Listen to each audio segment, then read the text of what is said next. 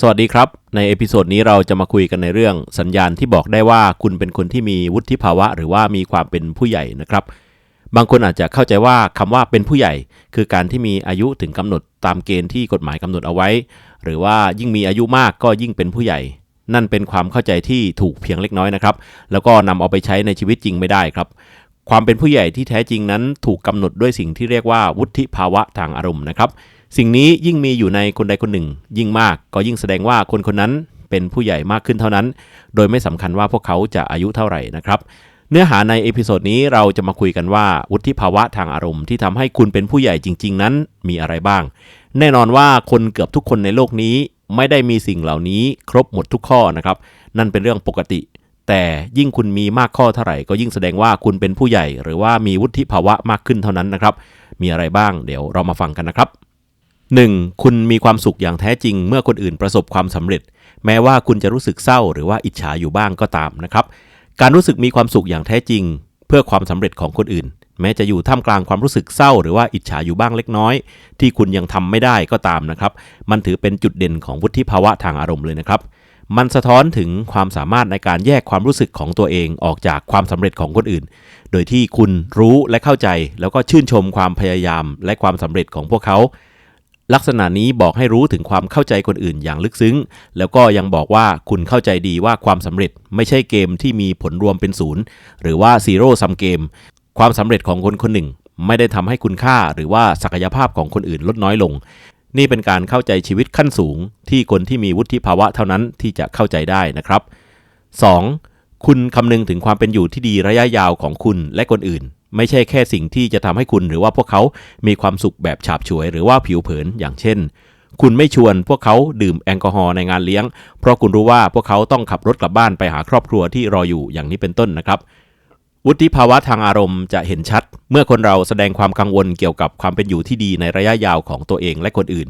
แทนที่จะมุ่งหาความพึงพอใจแบบฉาบฉวยคุณกลับคิดถึงและก็เน้นถึงสิ่งที่ส่งผลต่อสุขภาพโดยรวมความมั่นคงในชีวิตแล้วก็ความพึงพอใจในระยะยาวนะครับมันหมายถึงการเข้าใจความแตกต่างระหว่างความสุขชั่วขณะและความพึงพอใจที่ยั่งยืนของตัวเองและก็คนอื่นนะครับข้อ 3. คุณให้ความช่วยเหลือเพียงเพราะคุณมีความสามารถที่จะช่วยได้ไม่ใช่ช่วยเพราะว่าอยากได้สิ่งตอบแทนนะครับสัญญาณของวุฒิภาวะทางอารมณ์ก็คือการเต็มใจให้ความช่วยเหลือโดยไม่คาดหวังรางวัลไม่คาดหวังการยกย่องหรือว่าไม่คาดหวังการยอมรับนะครับสิ่งนี้สะท้อนให้เห็นถึงทัศนคติที่ไม่เห็นแก่ตัวแล้วก็มีความปรารถนาอย่างแท้จริงที่จะช่วยเหลือชีวิตของคนอื่นในทางบวกมันแสดงให้เห็นว่าคุณเข้าใจว่าความมีน้ำใจและการช่วยเหลือเกื้อกูลเป็นคุณธรรมพื้นฐานของมนุษย์และการทำเพื่อช่วยคนอื่นไม่เพียงแต่ช่วยเพิ่มคุณค่าให้กับชีวิตของคนที่ได้รับการช่วยเหลือจากคุณเท่านั้นแต่ยังช่วยเพิ่มความสุขและความอิ่มเอมใจของคนที่เป็นฝ่ายช่วยเหลือด้วยนะครับข้อ 4. คุณให้ของขวัญโดยไม่หวังผลตอบแทนการให้ของขวัญโดยไม่หวังสิ่งตอบแทนเป็นสิ่งที่บอกถึงวุฒิภาวะทางอารมณ์มันแสดงให้เห็นถึงความเข้าใจถึงความสุขในการให้ซึ่งขับเคลื่อนคุณด้วยความปรารถนาที่จะนำความสุขมาสู่คนอื่นแทนที่จะหวังว่าให้เท่าไหร่ต้องได้รับกลับมาเท่านั้นแบบแลกเปลี่ยนกันนะครับความเสียสละนี้บอกถึงความสามารถของคนในการเห็นคุณค่าของความสัมพันธ์และการเชื่อมโยงทางอารมณ์ผ่านการให้วัตถุสิ่งของนะครับข้อ 5. คุณจะมีวุฒิภาวะทางอารมณ์เมื่อคุณรู้ว่าเมื่อใดที่คุณสมควรซ่อนความสามารถของคุณเอาไว้อย่างเช่นปล่อยให้เด็กชนะเกมที่คุณจะเอาชนะก็ได้และเมื่อไหร่ที่ไม่ควรซ่อนอย่างเช่นแสดงให้หัวหน้าหรือว่าเจ้านายของคุณเห็นว่าคุณเก่งในเรื่องอะไรนะครับวุฒิภาวะทางอารมณ์เกี่ยวข้องกับการมีไหวพริบในการที่จะรู้ว่าเมื่อใดที่ควรจะแสดงความสามารถของตัวเองออกมาและเมื่อใดที่ควรอดกลั้นเอาไว้เพื่อประโยชน์ของคนอื่นอย่างเช่นการปล่อยให้เด็กๆชนะเกมหรือการแข่งขันที่พวกเขาแข่งกับคุณแสดงให้เห็นถึงความมีเมตตากรุณาและความสามารถในการจัดลำดับความสำคัญให้กับความมั่นใจและความสุขของคนอื่นในทางกลับกันการแสดงทักษะที่แท้จริงของคุณต่อเจ้านายของคุณอย่างมั่นใจจะสะท้อนถึงความมั่นใจในตัวเองและความสามารถในการทำงานของคุณความสมดุลนี้จะแสดงให้เห็นถึงความเข้าใจอย่างละเอียดว่าสิ่งที่คนเราทำสามารถส่งผลต่อความรู้สึกและการรับรู้ตัวเองของคนอื่นได้อย่างไรนะครับข้อ 6. คุณมีความสามารถในการเฉลียวใจและก็รับรู้อารมณ์ของคนอื่นรู้ว่าสิ่งใดเหมาะสมหรือไม่เหมาะสมกับสถานการณ์นั้นๆนะครับวุฒิภาวะทางอารมณ์จะเห็นได้ชัดจากความสามารถในการอ่านอารมณ์ของผู้คนในแต่ละสถานการณ์แล้วก็ทำตัวให้กลมกลืนกับสถานการณ์นั้น คือการทำความเข้าใจความเป็นไปทางสังคมและการรู้เข้าใจว่าพฤติกรรมแบบไหนเหมาะสมหรือว่าไม่เหมาะสมในเวลานั้นความสามารถที่ว่านี้ต้องใช้ความเห็นอกเห็นใจความฉลาดทางสังคมและก็ความสามารถในการปรับพฤติกรรมของตัวเองตามสภาวะทางอารมณ์และความต้องการของคนรอบข้างเพื่อให้มั่นใจว่าคุณอยู่กับคนอื่นในสังคมได้อย่างกลมกลืนและก็ให้ความเคารพซึ่งกันและกันนะครับข้อ 7เมื่อคุณรู้ว่าเมื่อใดควรรอและเมื่อใดไม่ควรรอในการบอกข่าวดีหรือว่าข่าวร้ายแก่ใครสักคนการแยกแยะว่าเมื่อใดควรแบ่งปันข่าวสารไม่ว่าจะดีหรือร้ายถือเป็นสัญญาณของคนที่มีวุฒิภาวะทางอารมณ์มันคือการพิจารณาผลกระทบของข่าวที่มีต่อผู้รับและการเลือกเวลาที่เหมาะสมในการบอกออกไปนะครับมันสะท้อนให้เห็นถึงความเข้าใจในสภาวะทางอารมณ์ของคนอื่นและเคารพในความสามารถในการรับข่าวสารของคนแต่ละคนโดยสร้างสมดุลระหว่างความเร่งด่วนของข้อมูลกับความพร้อมของคนรับที่จะฟังนะครับข้อ 8 คุณจะมีวุฒิภาวะเมื่อคุณมองพ่อแม่ของคุณในฐานะมนุษย์คนหนึ่งนะครับการยอมรับว่าพ่อแม่เป็นปัจเจกบุคคลหรือว่าเป็นมนุษย์คนหนึ่งที่มีความต้องการมีความปรารถนาและมีข้อบกพร่องของตัวเองโดยแยกออกจากบทบาทคนที่ดูแลคุณมันเป็นส่วนสำคัญของการมีวุฒิภาวะทางอารมณ์นะครับมันคือการเข้าใจและยอมรับในประสบการณ์ชีวิตของพวกเขาและยอมรับว่าพ่อหรือแม่ของคุณก็กำลังใช้ชีวิตในฐานะคนคนหนึ่งด้วยความท้าทายและความซับซ้อนเช่นเดียวกันนะครับมุมมองนี้สร้างความสัมพันธ์ที่เข้าใจกันและก็อยู่บนพื้นฐานของความเป็นจริงมากขึ้นทำให้ความผูกพันได้ก้าวไปไกลกว่ามุมมองที่มองคนในฐานะคนในอุดมคติเพียงอย่างเดียวนะครับข้อ 9คุณรู้และเข้าใจว่าไม่จำเป็นต้องให้เวลาแก่คนอื่นหรือว่าให้เวลาแก่งาน 100% ตลอดเวลาคุณต้องสงวนพลังงานที่เหลือเพื่อตัวคุณเองการเข้าใจถึงความสำคัญของการดูแลตัวเองและการเข้าใจว่าไม่จำเป็นต้องคร่ำเคร่งกับงานอย่างสุดกำลังตลอดเวลามันเป็นสัญญาณของวุฒิภาวะทางอารมณ์ที่ดีนะครับมันคือการยอมรับขีดจำกัดของมนุษย์และความจำเป็นในการพักผ่อนแล้วก็ฟื้นฟูร่างกายและจิตใจนะครับการตระหนักรู้ในเรื่องนี้มันป้องกันความอ่อนล้าเรื้อรังไม่ทำให้คุณมีอาการหมดไฟแล้วก็ทำให้แน่ใจว่าคุณสามารถรักษาพลังงานได้อย่างเพียงพอสำหรับความสุขส่วนตัวซึ่งจะช่วยให้คุณอยู่ในโลกได้อย่างแข็งแกร่งและก็ยาวนานมากขึ้นนะครับข้อ 10เมื่อคุณรู้และเข้าใจตัวเองคุณรับรู้อารมณ์ของตัวเองในสิ่งที่คุณสัมผัสนะครับการรู้และเข้าใจตัวเองนั้นเป็นองค์ประกอบสำคัญของวุฒิภาวะทางอารมณ์นะครับลักษณะเฉพาะก็คือความสามารถในการรับรู้และเข้าใจอารมณ์ของตัวเองณเวลานั้นอย่างเช่นเมื่อคุณโกรธคุณจะรู้ตัวเองว่าคุณกำลังอยู่ในอารมณ์โกรธเมื่อคุณรักคุณจะเข้าใจว่าคุณกำลังอยู่ในอารมณ์รักความรู้และเข้าใจนี้ช่วยให้คนแต่ละคนควบคุมความรู้สึกได้ดีขึ้นเข้าใจผลกระทบที่มีต่อความคิดแล้วก็พฤติกรรมแล้วก็สื่อสารกับคนอื่นได้อย่างมีประสิทธิภาพนอกจากนี้ยังเอื้อต่อการเติบโตส่วนตัวและการควบคุมอารมณ์ของคุณด้วยนะครับข้อ 11คุณเป็นคนใจกว้างคุณไม่ตัดสินและวิพากษ์วิจารณ์คนอื่นคุณจะมองหาและเน้นไปที่ด้านบวกทุกครั้งที่เป็นไปได้นะครับ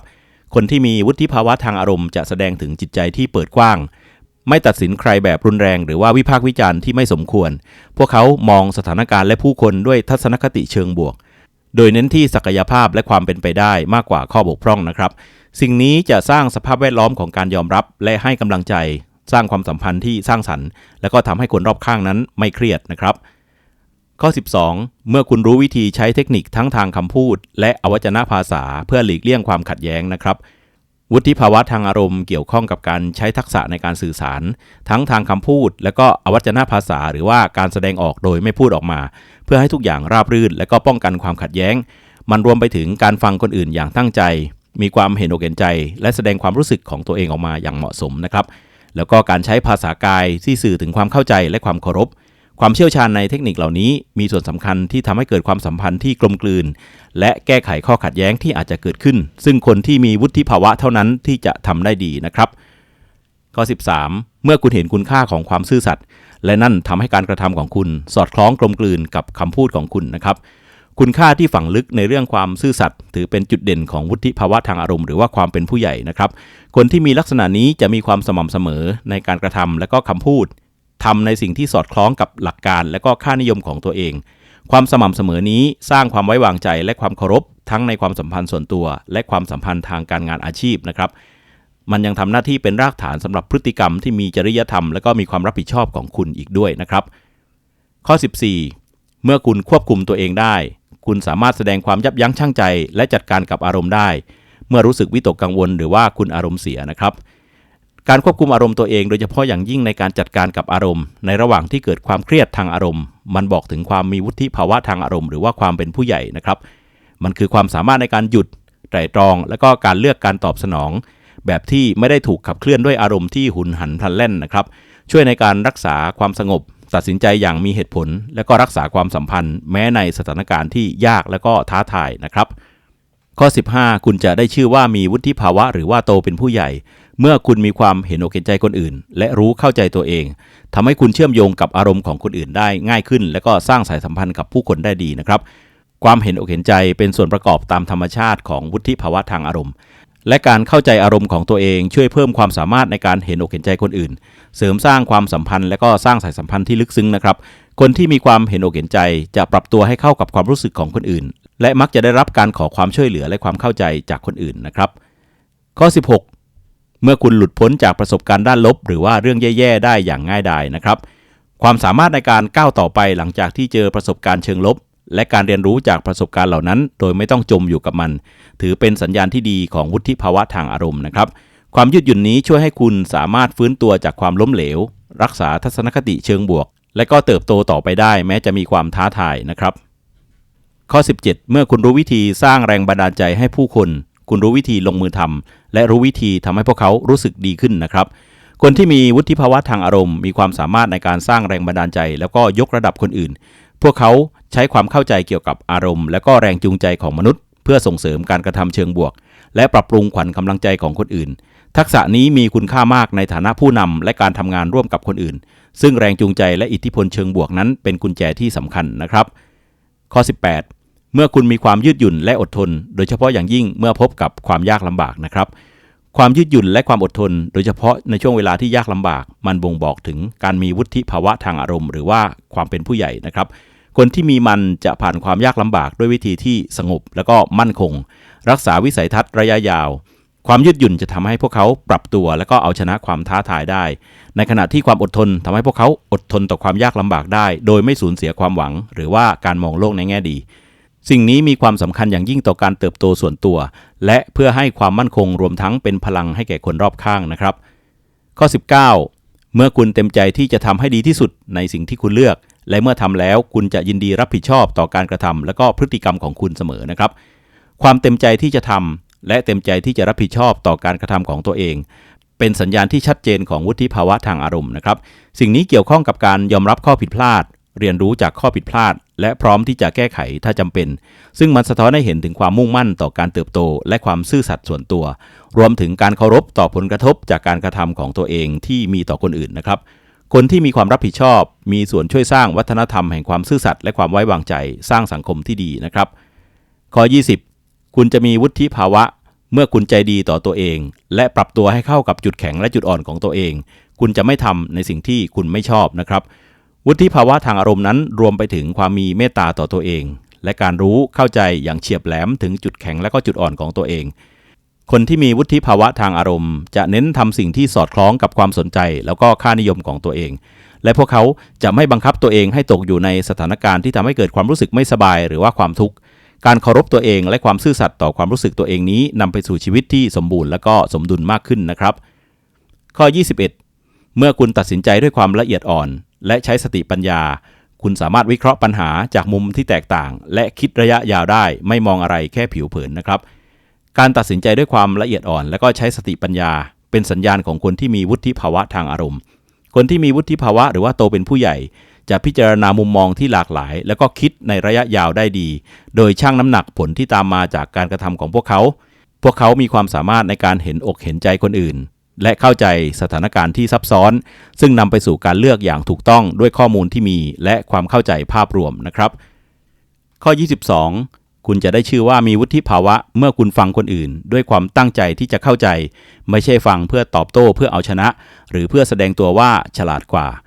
คนที่มีวุฒิภาวะทางอารมณ์หรือว่าคนที่โตเป็นผู้ใหญ่แล้วจะฟังอย่างตั้งใจโดยมีจุดประสงค์เพื่อทำความเข้าใจที่คนอื่นพูดอย่างแท้จริงมันคือการให้ความสนใจอย่างเต็มที่การถามคำถามที่ชัดเจนและแสดงความเข้าใจการฟังประเภทนี้ทำให้เกิดความสัมพันธ์ที่ลึกซึ้งยิ่งขึ้นการเคารพซึ่งกันและกันและการสื่อสารที่มีประสิทธิภาพนะครับข้อ23คุณมีความยืดหยุ่นในมุมมองและความคิด ความยืดหยุ่นในการมองและก็ตีความเหตุการณ์เป็นเครื่องหมายสำคัญของคนที่มีวุฒิภาวะทางอารมณ์นะครับมันคือการเปิดรับแนวคิดใหม่ๆการปรับตัวให้เข้ากับสถานการณ์ที่เปลี่ยนแปลงไปและการแก้ไขความคิดเห็นเดิมๆของตัวเองโดยคิดถึงข้อมูลอัปเดตใหม่ๆความยืดหยุ่นนี้ป้องกันการดื้อรั้นการย้ำคิดย้ำทำการติดอยู่กับที่และทำให้เกิดการเติบโตและก็การเรียนรู้นะครับข้อ 24 คุณจะมีวุฒิภาวะเมื่อคุณถ่อมตัวพอที่จะเรียนรู้และขอคำติชมจากคนอื่นว่าคุณเป็นอย่างไรบ้างและคุณสามารถปรับปรุงอะไรได้อย่างไรความอ่อนน้อมถ่อมตัวและความเต็มใจที่จะขอคำติชมมันเป็นสิ่งสำคัญสำหรับการเติบโตของคนคนหนึ่งอย่างต่อเนื่องนะครับคนที่มีวุฒิภาวะทางอารมณ์หรือว่าโตเป็นผู้ใหญ่แล้วจะเข้าใจถึงคุณค่าของการวิจารณ์เชิงสร้างสรรค์และเปิดกว้างสำหรับการเรียนรู้จากคนอื่นความอ่อนน้อมถ่อมตัวนี้ไม่เพียงแต่นำไปสู่การพัฒนาตัวเองแต่ว่ามันยังสร้างวัฒนธรรมของการสื่อสารที่เปิดกว้างและการเคารพซึ่งกันและกันนะครับข้อ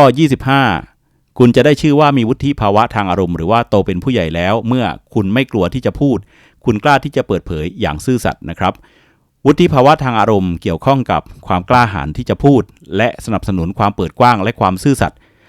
ลักษณะนี้สะท้อนให้เห็นถึงความมุ่งมั่นต่อความจริงและความซื่อสัตย์นอกจากนี้ยังแสดงความเคารพต่อตัวเองและคนอื่นสร้างสภาพแวดล้อมที่มีคุณค่าในการสื่อสารอย่างแท้จริงนะครับข้อ 26 คุณไม่เคยเฉยเมยกับทุกสิ่งที่คุณได้รับคุณแสดงความขอบคุณออกมาได้อย่างง่ายดายนะครับการแสดงความขอบคุณแม้ในสิ่งเล็กน้อยที่คนอื่นทำให้คุณแม้จะเป็นสิ่งที่เป็นหน้าที่ของพวกเขาที่ต้องทำอยู่แล้วก็ตามมันเป็นสิ่งที่บ่งบอกถึงวุฒิภาวะทางอารมณ์นะครับกรอบความคิดนี้จะส่งเสริมความซาบซึ้งต่อสิ่งดีๆในชีวิตทั้งเล็กและใหญ่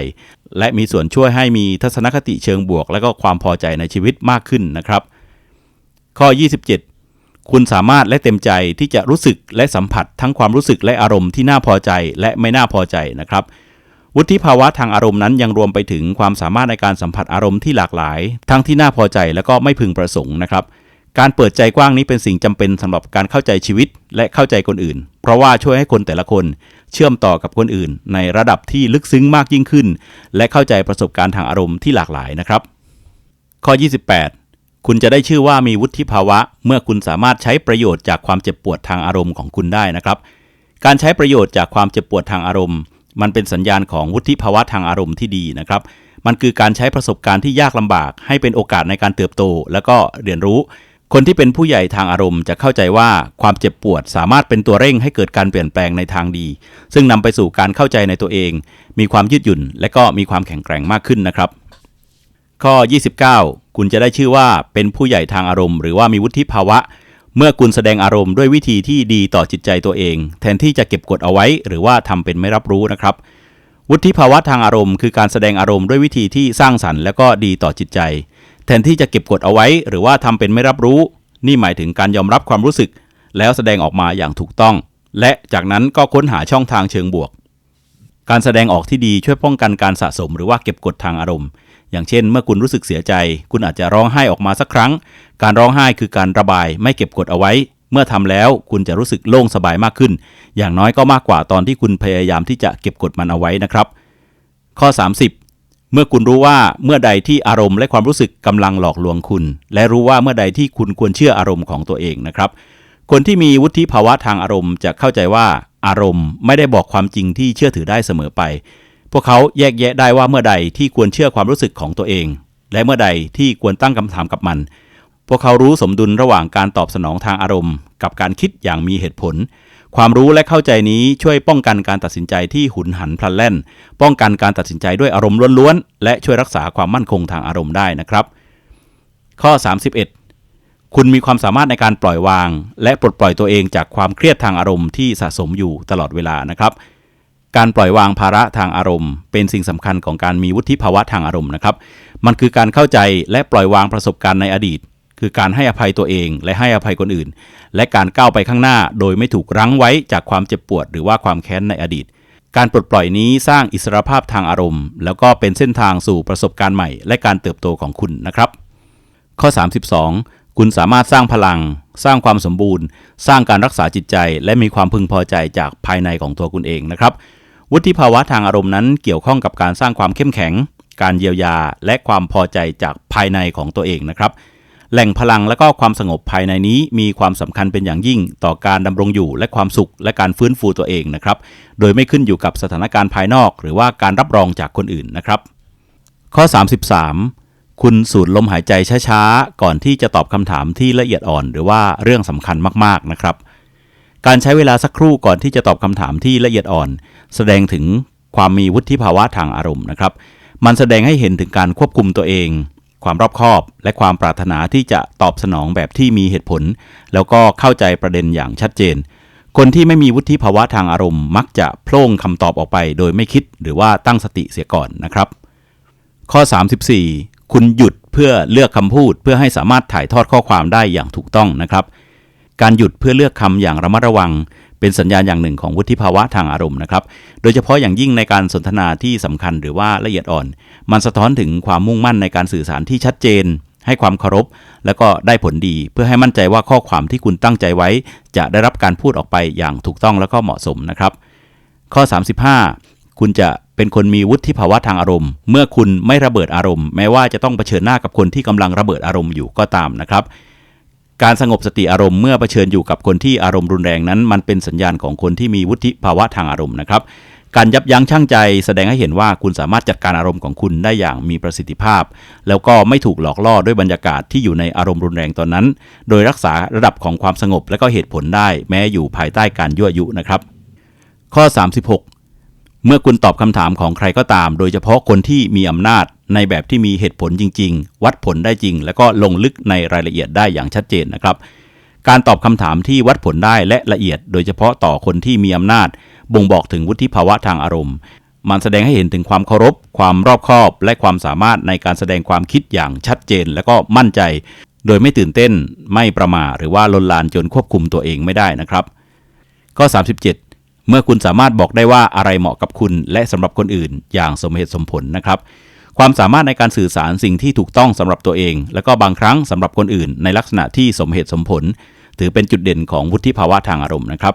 มันสะท้อนให้เห็นถึงการรู้และเข้าใจตัวเองความชัดเจนของความคิดและความสามารถในการพิจารณาสิ่งที่เป็นประโยชน์ในบริบทที่กว้างขึ้นและก็สิ่งที่มีคุณค่าอย่างมากนะครับข้อ38เมื่อคุณสามารถสงบนิ่งอยู่ได้ในสถานการณ์ที่สับสนวุ่นวายนะครับวุฒิภาวะทางอารมณ์มักจะแสดงออกมาด้วยท่าทางที่ไม่ตื่นตระหนกหรือว่าลุกลี้ลุกลนเมื่อใครบางคนอาจจะดูเหมือนสงบและก็ยังทำในสิ่งที่จำเป็นต้องทำได้เป็นอย่างดีในสถานการณ์ที่มีแต่ความวุ่นวายนั่นบ่งบอกถึงความสงบภายในที่แข็งแกร่งและความสามารถในการจัดการกับเหตุการณ์ต่างๆโดยไม่ถูกอะไรครอบงำได้ง่ายๆนะครับความมั่นคงนี้เป็นสัญญาณของความยืดหยุ่นทางอารมณ์และการมีสติข้อ39คุณจะเป็นคนมีวุฒิภาวะเมื่อคุณหยุดการใช้งานโซเชียลมีเดียเพื่อติดตามดูชีวิตคนอื่นเลิกดูข่าวอาชญากรรมซุบซิบเรื่องดาราและก็เรื่องดราม่าและเปิดดูความรู้เพื่อพัฒนาอาชีพหรือว่าพัฒนาตัวเองอย่างเช่นคลิปนี้ที่คุณกำลังฟังอยู่เป็นต้นนะครับการเลือกที่จะใช้เวลาในแพลตฟอร์มออนไลน์ที่มันกระตุ้นสติปัญญาหรือว่ามีความหมายอย่างเช่นพอดแคสต์หรือวิดีโอความรู้มากกว่าแพลตฟอร์มที่เน้นสังคมอย่างเช่น Facebook หรือว่าเนื้อหาประเภทอาชญากรรมความบันเทิงฉาบฉวยและการทะเลาะวิวาทที่ไม่มีสาระมันสามารถที่จะสะท้อนถึงวุฒิภาวะทางอารมณ์ได้นะครับมันบ่งบอกถึงความพึงพอใจในการเรียนรู้การเติบโตและการมีปฏิสัมพันธ์ที่มีความหมายมากกว่าการแสวงหาการยอมรับทางสังคมหรือว่าความบันเทิงแบบล้วนๆนะครับข้อ40คุณจะมีวุฒิภาวะทางอารมณ์เมื่อคุณรู้และเข้าใจว่าเพื่อนที่ดีในวันนี้ก็สามารถกลายเป็นศัตรูที่เลวร้ายของคุณได้ในวันข้างหน้านะครับการรู้และเข้าใจถึงธรรมชาติที่ซับซ้อนของความสัมพันธ์ระหว่างมนุษย์รวมถึงการที่บางครั้งเพื่อนสนิทอาจจะกลายเป็นศัตรูได้แสดงถึงวุฒิภาวะทางอารมณ์อย่างหนึ่งนะครับการรู้และเข้าใจในเรื่องนี้เป็นเรื่องความเข้าใจเกี่ยวกับความเป็นไปของมนุษย์และความจริงที่ว่าผู้คนและความสัมพันธ์นั้นสามารถเปลี่ยนแปลงได้ตลอดเวลานะครับข้อ41เมื่อคุณรู้และเข้าใจดีว่าแฟนเก่าของคุณทิ้งคุณไปเพราะคุณไม่ประสบความสำเร็จไม่ใช่เพราะเหตุผลอื่นที่เธอบอกเพื่อปลอบใจคุณหรือว่าที่คุณพยายามคิดหามาปลอบใจตัวเองนะครับการยอมรับเหตุผลที่แท้จริงเบื้องหลังการเลิกลาอย่างเช่นข้อบกพร่องของตัวเองหรือว่าปัจจัยภายนอกอย่างเช่นความสำเร็จในอาชีพการงานเป็นสิ่งที่บอกถึงวุฒิภาวะทางอารมณ์ได้อย่างหนึ่งนะครับมันเกี่ยวข้องกับการเผชิญกับความจริงที่น่าอึดอัดและรับผิดชอบต่อส่วนหนึ่งของการเปลี่ยนแปลงความสัมพันธ์นะครับ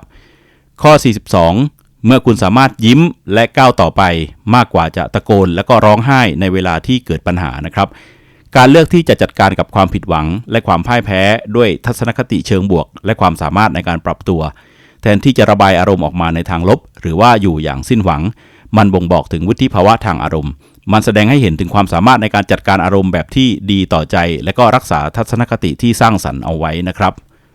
ข้อ 43 เมื่อคุณหยุดตัดสินผู้หญิงหรือว่าผู้ชายจากเสื้อผ้าที่เขาหรือเธอสวมและเครื่องประดับที่ใส่นะครับวุฒิภาวะทางอารมณ์นั้นเกี่ยวข้องกับการไม่ตัดสินคนโดยพิจารณาจากลักษณะผิวเผินอย่างเช่นเสื้อผ้าสีผมหรือว่าเครื่องประดับตกแต่งทัศนคตินี้สะท้อนถึงความเข้าใจที่ลึกซึ้งมากยิ่งขึ้นและการเคารพในการแสดงออกของคนแต่ละคนและความไม่สำคัญของรูปลักษณ์ภายนอกในการประเมินคุณลักษณะหรือว่าคุณค่าของคุณนะครับข้อ 44 เมื่อคุณเริ่มใช้เวลากับตัวเองมากกว่าใช้ให้คนอื่นไปบนแพลตฟอร์มโซเชียลมีเดียนะครับการเลือกใช้เวลาไตร่ตรองตัวเองและการพัฒนาตัวเองแทนที่จะมีส่วนร่วมกับโซเชียลมีเดียมากเกินไปบ่งบอกถึงวุฒิภาวะทางอารมณ์อย่างหนึ่งนะครับมันสะท้อนให้เห็นถึงความพึงพอใจในการใคร่ครวญการเติบโตและการโต้ตอบกับโลกแห่งความเป็นจริงให้อยู่เหนือโซเชียลมีเดียที่มักจะมีแต่เรื่องผิวเผินและก็ทำให้เสียสมาธินะครับข้อ 45 เมื่อคุณรู้และเข้าใจว่าธรรมชาติมีดนตรีเป็นของตัวเองคุณเพียงแต่แค่ต้องฟังนะครับการชื่นชมความงามอันละเอียดอ่อนและความเงียบสงบของธรรมชาติการเข้าใจว่าธรรมชาติมอบประสบการณ์ที่มีคุณค่าในรูปแบบของตัวเองให้แก่คุณก็บอกถึงวุฒิภาวะทางอารมณ์ได้นะครับมันแสดงให้เห็นถึงความสัมพันธ์ที่ลึกซึ้งยิ่งขึ้นกับสิ่งแวดล้อมและความซาบซึ้งต่อโลกที่อยู่เหนือความซับซ้อนที่มนุษย์สร้างขึ้นนะครับข้อ 46 คุณเป็นผู้ฟังที่ดีมากกว่าพูดพล่อยๆโดยที่ไม่จำเป็นนะครับการเห็นคุณค่าของการฟังมากกว่าการพูดโดยที่ไม่จำเป็นมันเป็นสัญญาณของวุฒิภาวะทางอารมณ์การเป็นผู้ฟังที่ดีแสดงถึงความเคารพต่อมุมมองของคนอื่นมีความอดทนในการฟังและความสามารถในการซึมซับและเข้าใจข้อมูลก่อนที่คุณจะโต้ตอบนะครับข้อ 47 คุณจะเป็นคนที่มีวุฒิภาวะเมื่อคุณหยุดเชื่อว่าเงินไม่สามารถซื้อทุกสิ่งได้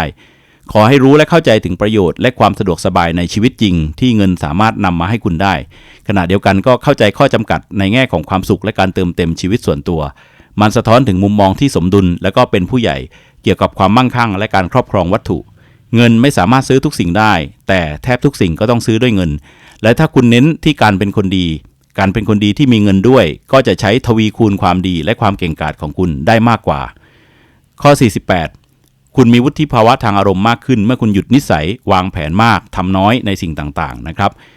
การเปลี่ยนแปลงจากการวางแผนมากเกินไปสู่ขั้นตอนการลงมือทำมันบ่งบอกถึงวุฒิภาวะทางอารมณ์มันคือการทำความเข้าใจถึงความสำคัญของการลงมือทำแล้วก็ทำอย่างต่อเนื่องเพื่อให้บรรลุเป้าหมายแทนที่จะติดอยู่ในระยะการวางแผนวันแล้ววันเล่าโดยที่ไม่มีผลลัพธ์ที่จับต้องได้ออกมานะครับข้อ 49 เมื่อคุณไม่เห็นความจำเป็นที่จะต้องตอบคำถามที่มีคำตอบอยู่แล้วเป็นร้อยๆคำตอบนะครับการรู้และเข้าใจว่าเมื่อใดสิ่งที่จะพูดจะบอกหรือว่าสอนไปมันก็จะซ้ำซ้อนกับสิ่งที่มีอยู่แล้วโดยไม่จำเป็นแสดงให้เห็นถึงวุฒิภาวะทางอารมณ์โดยแสดงให้เห็นความเข้าใจว่าเมื่อใดที่ควรแบ่งปันความรู้และเมื่อใดที่ควรปล่อยให้ข้อมูลที่มีอยู่ทำหน้าที่ของมันเองนะครับข้อ 50 คุณจะมีวุฒิภาวะเมื่อคุณรู้และเข้าใจด้วยตัวเองว่าคุณได้พูดหรือว่าทำอะไรที่เกินความจำเป็นหรือว่าพูดเหมือนพร่ำบ่นจนเกินความจำเป็นและถึงเวลาที่คุณจะต้องหยุดการรู้ว่าเมื่อใดที่ได้พูดหรือว่าทำไปแล้วอย่างเพียงพอและการยอมรับคุณค่าของความกระชับและตรงประเด็นถือเป็นสัญญาณของวุฒิภาวะทางอารมณ์นะครับมันสะท้อนถึงความรู้และเข้าใจในตัวเองและการคำนึงถึงเวลาและคุณค่าของคนอื่นนะครับข้อ 51 เมื่อคุณรู้ว่าการเติบโตของคุณนั้นเป็นสิ่งสำคัญและคุณทำงานเพื่อมันทุกวัน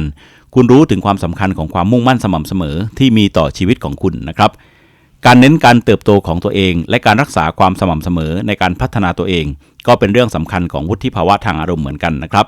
มันแสดงให้เห็นถึงความมุ่งมั่นในการเรียนรู้อย่างต่อเนื่องการสะท้อนตัวเองและการก้าวหน้าอย่างต่อเนื่องในการพัฒนาตัวเองนะครับข้อ 52 เมื่อคุณมีขอบเขตส่วนตัวคุณรู้วิธีรักษาความสัมพันธ์ของคุณกับคนอื่นรู้สิ่งที่คุณควรแบ่งปันและสิ่งที่คุณไม่ควรแบ่งปันกับคนอื่นการสร้างและรักษาขอบเขตส่วนตัวนั้นเป็นสิ่งสำคัญของวุฒิภาวะทางอารมณ์มันคือการรู้วิธีการจัดการกับความสัมพันธ์ที่ดีการทำความเข้าใจว่าข้อมูลใดเหมาะสมที่จะแบ่งปันกับคนอื่นและการเคารพทั้งขีดจำกัดของตัวเองและคนอื่นนะครับข้อ 53 คุณจะมีวุฒิภาวะทางอารมณ์เมื่อคุณสามารถยอมรับความผิดพลาดของคุณได้เสมอคุณรู้ว่าไม่มีใครสมบูรณ์แบบและเราทุกคนสามารถเรียนรู้ได้จากความผิดพลาดของเรานะครับความสามารถในการยอมรับข้อผิดพลาดเป็นตัวบ่งชี้ที่สำคัญของวุฒิภาวะทางอารมณ์มันแสดงให้เห็นถึงความอ่อนน้อมถ่อมตัว การตระหนักรู้ในตัวเองและความเข้าใจว่าการทำผิดพลาดนั้นเป็นเรื่องปกติของประสบการณ์มนุษย์คนที่เป็นผู้ใหญ่ทางอารมณ์มองว่าความผิดพลาดเป็นโอกาสในการเรียนรู้และการเติบโตนะครับข้อ54คุณจะมีวุฒิภาวะทางอารมณ์เมื่อคุณคิดก่อนพูดและรู้ว่าคำพูดนั้นสำคัญ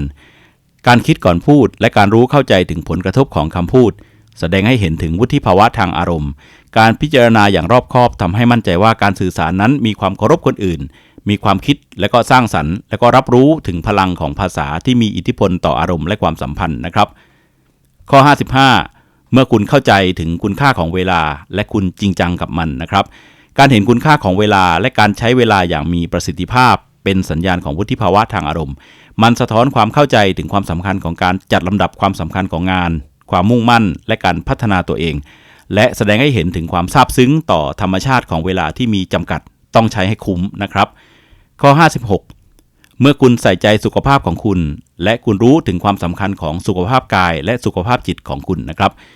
การให้ความสำคัญกับสุขภาพกายแล้วก็สุขภาพจิตเป็นลักษณะของคนที่มีวุฒิภาวะทางอารมณ์นะครับรู้และเข้าใจถึงการพึ่งพาซึ่งกันและกันของความเป็นอยู่ที่ดีทั้งร่างกายและจิตใจและทำสิ่งที่ต้องทำเพื่อให้ร่างกายและจิตใจแข็งแรงทั้งสองอย่างเป็นสิ่งสำคัญสำหรับชีวิตที่สมบูรณ์และก็เติมเต็มนะครับข้อ57เมื่อคุณมีความอดทนอย่างมากคุณเข้าใจว่าชีวิตนั้นไม่ง่ายและคุณยอมรับความเป็นจริงและอดทน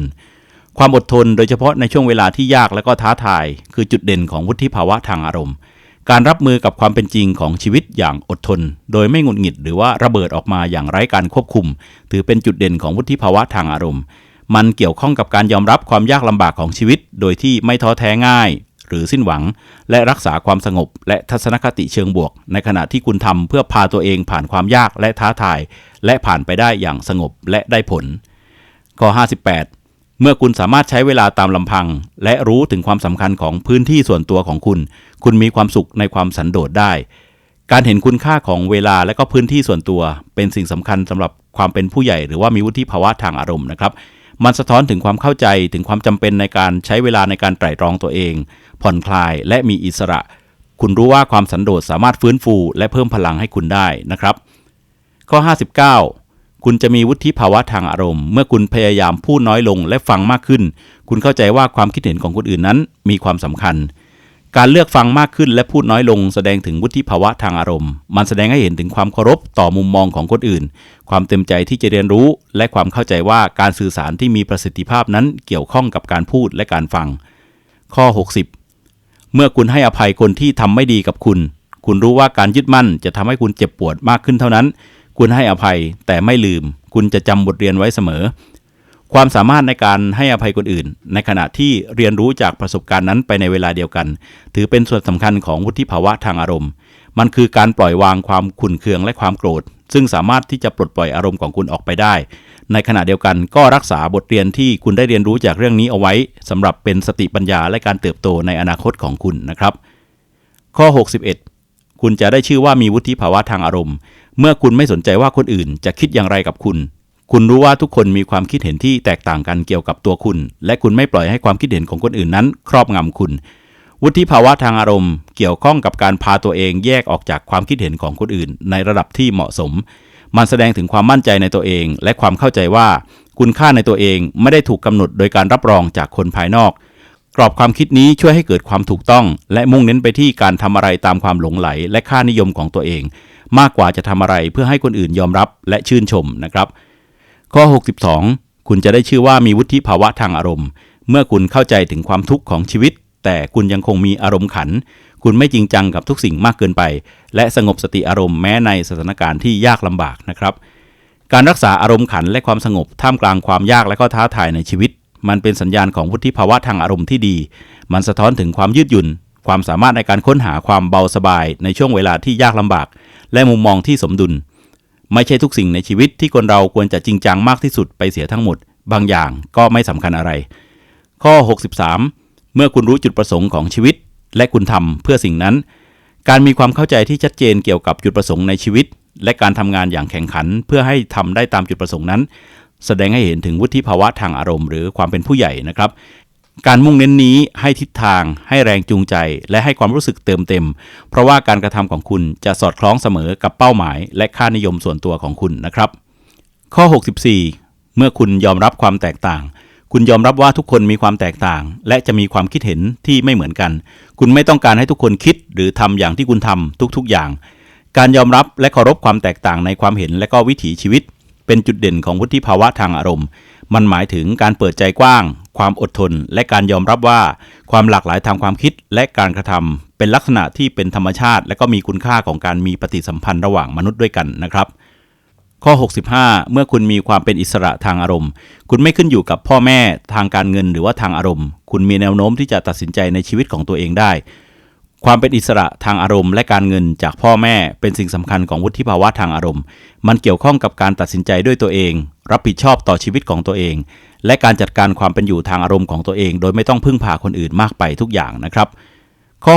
66 คุณจะได้ชื่อว่ามีวุฒิภาวะทางอารมณ์เมื่อคุณปฏิบัติต่อคนอื่นอย่างถูกต้องคุณไม่ทำให้ใครผิดหวังคุณไม่ล้อเลียนคนอื่นเพราะว่านั่นไม่ใช่วิธีที่คุณจะได้รับความภาคภูมิใจในตัวเองคุณมั่นใจในตัวเองอยู่แล้วการปฏิบัติต่อคนอื่นด้วยความเคารพและไม่ใช่พฤติกรรมที่ดูหมิ่นหรือว่าเยาะเย้ยมันเป็นการบอกถึงวุฒิภาวะทางอารมณ์พฤติกรรมนี้สะท้อนถึงความมั่นใจในตัวเองและความรู้สึกมีคุณค่าในตัวเองอยู่แล้วโดยที่ไม่ต้องเกิดจากการทำให้คนอื่นด้อยค่าลงนะครับ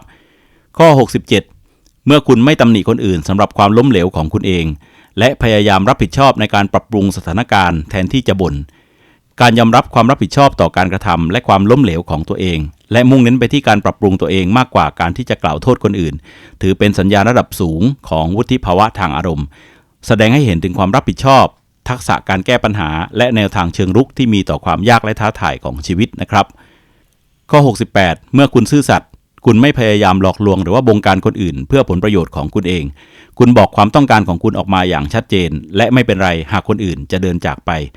ความซื่อสัตย์และความตรงไปตรงมานั้นไม่ต้องอาศัยการหลอกลวงหรือว่าการบงการมันเป็นองค์ประกอบสำคัญของวุฒิภาวะทางอารมณ์คนที่เป็นผู้ใหญ่ทางอารมณ์จะมีความโปร่งใสเกี่ยวกับความปรารถนาและความตั้งใจของตัวเองโดยเคารพการตัดสินใจของคนอื่นที่จะเห็นด้วยหรือว่าเดินจากไปหากว่าพวกเขาไม่เห็นด้วยนะครับ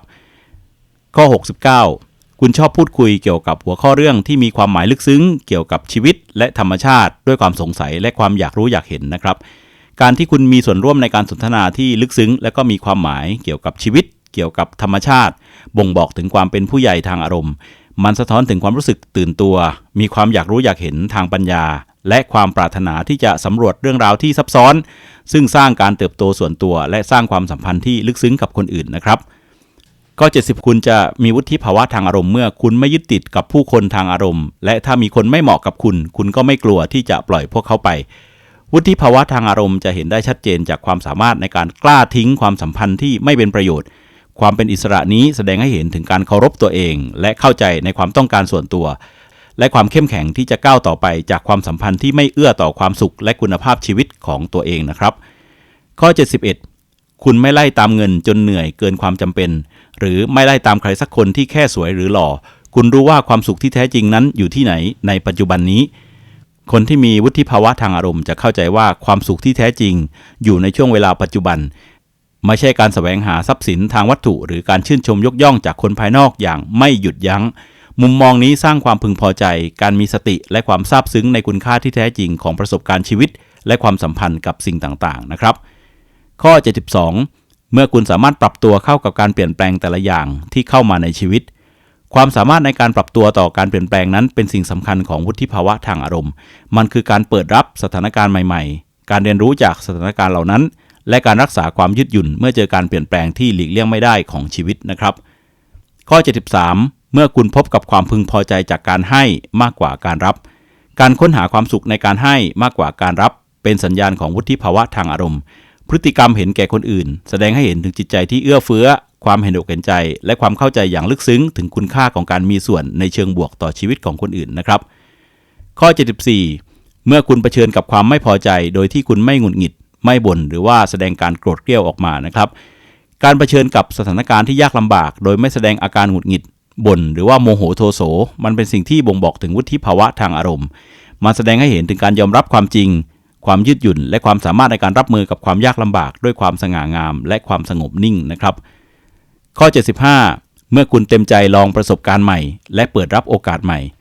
การขยายประสบการณ์และการคว้าโอกาสสะท้อนถึงวุฒิภาวะทางอารมณ์มันบอกถึงการเปิดกว้างต่อประสบการณ์ใหม่ ความเต็มใจที่จะก้าวออกจากเขตความสะดวกสบายเดิมๆและความสามารถในการเปลี่ยนโอกาสให้เป็นเหตุการณ์ในชีวิตที่มีความหมายแล้วก็มีคุณค่านะครับข้อ76เมื่อคุณตอบสนองต่อเหตุการณ์ตึงเครียดอย่างใจเย็นการตอบสนองต่อสถานการณ์ตึงเครียดอย่างสงบเป็นตัวบอกที่สำคัญมากอย่างหนึ่งของวุฒิภาวะทางอารมณ์มันแสดงให้เห็นถึงความสามารถในการรักษาความสงบคิดอย่างชัดเจนภายใต้แรงกดดันและจัดการอารมณ์ได้อย่างมีประสิทธิภาพซึ่งเป็นสิ่งสำคัญสำหรับการแก้ไขความท้าทายอย่างสร้างสรรค์นะครับข้อ77คุณจะได้ชื่อว่ามีวุฒิภาวะทางอารมณ์เมื่อคุณสุภาพและให้ความเคารพและรอคอยอย่างอดทนหลังจากที่ขออะไรบางอย่างแก่ใครบางคนนะครับการมีความสุภาพให้ความเคารพและอดทนโดยเฉพาะอย่างยิ่งหลังจากการร้องขอแสดงให้เห็นถึงวุฒิภาวะทางอารมณ์พฤติกรรมนี้สะท้อนถึงความเข้าใจในมารยาททางสังคมการเคารพคนอื่นและความสามารถในการจัดการกับความคาดหวังและแรงกระตุ้นของตัวเองนะครับข้อ78เมื่อคุณไม่โกรธแค้นหรือว่าอาฆาตพยาบาทความสามารถในการทิ้งความโกรธแค้นและความอาฆาตพยาบาทที่เข้ามายั่วยุจิตใจของคุณเป็นสัญญาณของวุฒิภาวะทางอารมณ์อย่างหนึ่งมันบ่งบอกถึงการให้อภัยความสามารถในการก้าวข้ามความขัดแย้งและความเข้าใจว่าการยึดมั่นในความรู้สึกเชิงลบมักจะก่อให้เกิดอันตรายต่อตัวเองมากกว่าอันตรายต่อคนอื่นนะครับข้อ79เมื่อคุณรู้และเข้าใจถึงจุดอ่อนและก็ข้อบกพร่องของคุณการรู้และเข้าใจตัวเองโดยเฉพาะอย่างยิ่งจุดอ่อนและข้อบกพร่องของตัวเองนั้นเป็นสิ่งสำคัญในวุฒิภาวะทางอารมณ์การรับรู้และยอมรับความไม่สมบูรณ์ของตัวเองช่วยให้คนเราเติบโตพัฒนาตัวเองและมีความสัมพันธ์ที่ดียิ่งขึ้นในขณะเดียวกันก็ทำให้สามารถเพิ่มความซื่อสัตย์และความอ่อนน้อมถ่อมตัวนะครับข้อ80คุณจะได้ชื่อว่ามีวุฒิภาวะทางอารมณ์เมื่อคุณไม่เปลี่ยนตัวเองตามการได้รับผลกระทบจากคำวิพากษ์วิจารณ์หรือว่าคำสรรเสริญเยินยอจากคนอื่นนะครับวุฒิภาวะทางอารมณ์คือการสามารถรับคำวิจารณ์และก็การเยินยอโดยไม่ปล่อยให้มันส่งผลกระทบต่อความภาคภูมิใจในตัวเองหรือว่าการกระทำของตัวเองมากจนเกินไปนะครับความสมดุลนี้แสดงให้เห็นถึงความมั่นใจในตัวเองและความสามารถในการดึงความคิดเห็นที่เป็นประโยชน์ออกมาจากคำวิพากษ์วิจารณ์ในขณะที่อยู่ท่ามกลางคำชมเชยหรือว่าคำตำหนิติเตียนของคนอื่นนะครับข้อ81คุณจะได้ชื่อว่ามีวุฒิภาวะทางอารมณ์เมื่อคุณสามารถแยกได้ระหว่างสิ่งที่คุณต้องทำกับสิ่งที่คุณอยากทำและลงมือทำทันทีโดยไม่ผัดวันประกันพรุ่งนะครับความเป็นผู้ใหญ่จะแสดงให้เห็นได้ชัดเมื่อคุณสามารถแยกแยะระหว่างงานที่คุณจำเป็นต้องทำต้องรับผิดชอบ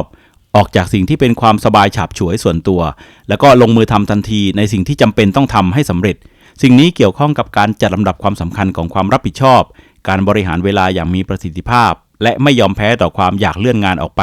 อยากผัดวันประกันพรุ่งคนที่เป็นผู้ใหญ่ทางอารมณ์จะรู้และเข้าใจถึงความสำคัญของการทำสิ่งที่เป็นภาระผูกพันทำอย่างรวดเร็วและมีประสิทธิภาพพวกเขาแสดงความรับผิดชอบโดยไม่ต้องให้ใครบังคับโดยการทำงานให้เสร็จสิ้นตามที่ต้องการจะทำคนที่มีวุฒิภาวะหรือว่าเป็นผู้ใหญ่ที่แท้จริงจะสร้างสมดุลระหว่างหน้าที่และความต้องการส่วนตัวในลักษณะที่จะรักษาไว้ได้ทั้งความซื่อสัตย์ต่อตัวเองและการทำบทบาทหน้าที่ของตัวเองให้เสร็จสิ้นในเวลาที่ควรทำไม่ว่าจะเป็นเรื่องส่วนตัวหรือเรื่องทางการงานอาชีพความสมดุลนี้เป็นกุญแจสำคัญในการมีชีวิตที่มีคุณภาพในทุกด้านและไม่ทำให้ตัวเองเกิดความรู้สึกผิดในภายหลังนะครับนั่นคือสัญญาณทั้งหมดที่แสดงให้เห็นว่าคุณเป็นคนที่มีวุฒิภาวะทางอารมณ์หรือเป็นผู้ใหญ่อย่างละเอียดนะครับโดยวัดและตัดสินจากการปฏิบัติจริงไม่ใช่วัดจากตัวเลขจำนวนปีที่คุณใช้ชีวิตหรืออายุยิ่งคุณมีข้อต่างๆเหล่านี้ยิ่งมีมากก็ยิ่งแสดงว่าคุณเป็นผู้ใหญ่มากหรือว่ามีวุฒิภาวะทางอารมณ์มากนั่นเองนะครับถ้าคลิปนี้มีประโยชน์และคุณชอบสามารถให้กำลังใจช่องได้ด้วยการกดไลค์กดติดตามกดกระดิ่งแจ้งเตือนแล้วก็ร่วมคอมเมนต์ใต้คลิปกันได้นะครับขอบคุณมากครับสวัสดีครับ